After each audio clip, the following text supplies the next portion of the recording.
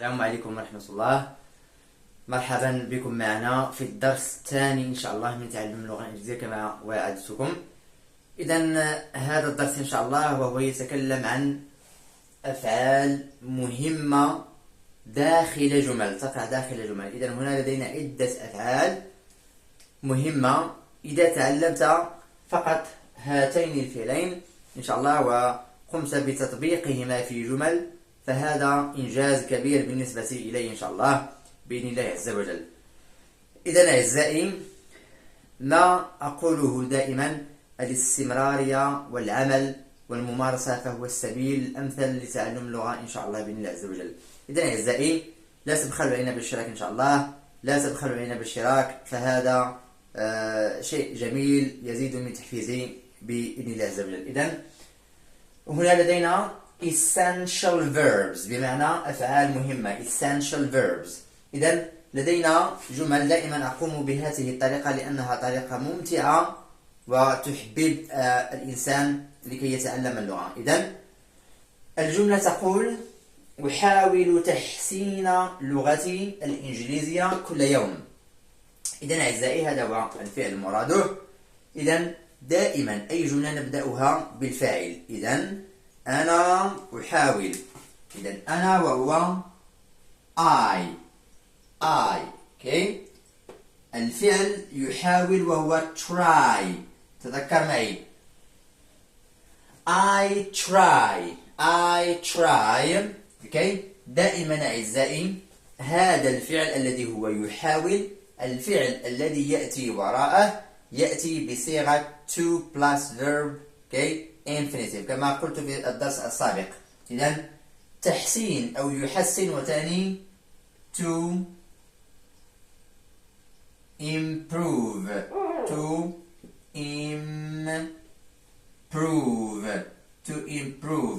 وفعل يحسن okay. من شيء. I try to improve لغتي الإنجليزية. إذا لغتي الإنجليزية وتعني English، لكن لغتي أنا هنا لدينا صفة ملكية adjective possessive وتعني my. very good. my English okay. English وهي اللغة الإنجليزية okay.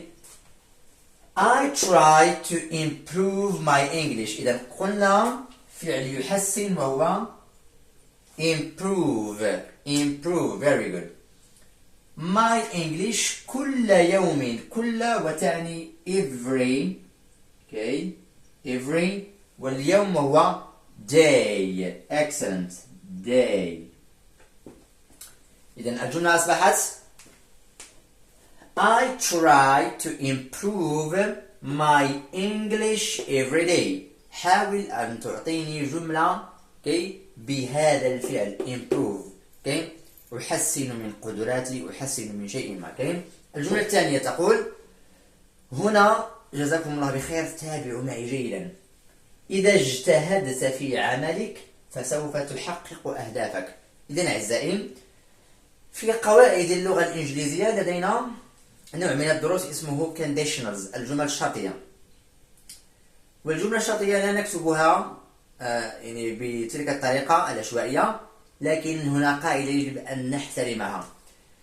إذا في هذه الجملة لدينا نوع من الجمل في الجمل الشرطية وهو النوع الأول type 1، ولديه قاعدة خاصة سأقوم بتقديمها، ما عليك إلا أن تتابع معي. إذا القاعدة تقول تتكون من الجملة الشرطية تتكون من if زائد الفاعل subject زائد الفعل في simple present. هذا الشق الأول.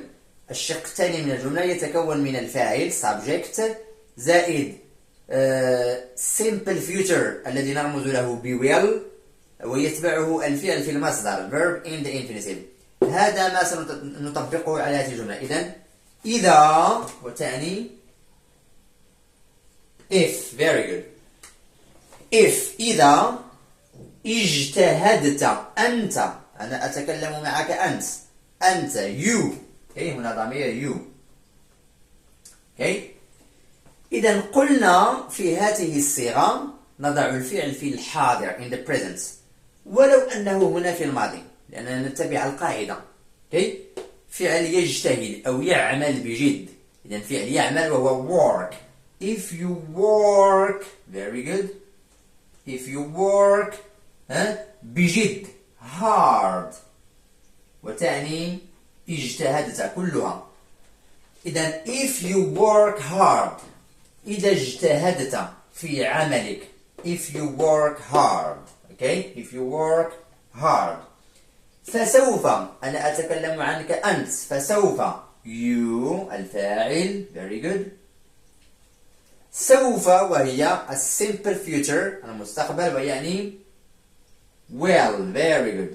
You will أنت سوف you will تحقق وهذا هو الفعل. الفعل يحقق وهو achieve. تذكره معي يأتي في المصدر achieve. You will achieve سوف تحقق ماذا؟ أهدافك. إذا الأهداف وهي